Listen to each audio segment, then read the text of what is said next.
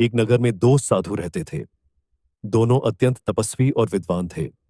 एक दिन उन्होंने एक सुंदर युवती को नदी के किनारे रोते हुए देखा। पूछने पर पता चला कि उसका परिवार विपत्ति में है और उसे सहायता चाहिए। दोनों साधु उसे मदद देने को तैयार हो गए, लेकिन उनके मन में उसके सौंदर्य को देखकर मोह जाग उठा। पहले साधु ने अपने तप और ज्ञान का उपयोग कर युवती के परिवार की सहायता की, लेकिन उसका मन शुद्ध और निस्वार्थ था। दूसरा साधु भी सहायता करने के लिए आगे आया, लेकिन उसका उद्देश्य युवती को अपनी ओर आकर्षित करना था।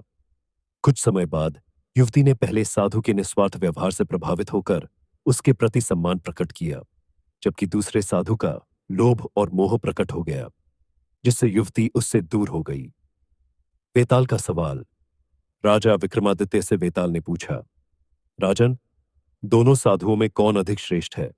पहला, जिसने निस्वार्थ होकर सहायता की, या दूसरा, जिसने अपनी इच्छाओं के चलते युवती की मदद की? राजा का उत्तर। राजा विक्रमादित्य ने उत्तर दिया, पहला साधु अधिक श्रेष्ठ है, क्योंकि उसने निस्वार्थ भाव से सहायता की। दूसरा साधु भले ही मदद करने में सक्षम था, लेकिन उसका उद्देश्य स्वार्थी था, जिससे उसका तप और योग्यता व्यर्थ हो गई। यह सुनते ही वेताल पेड़ पर लौट गया और राजा ने फिर से उसे पकड़ लिया।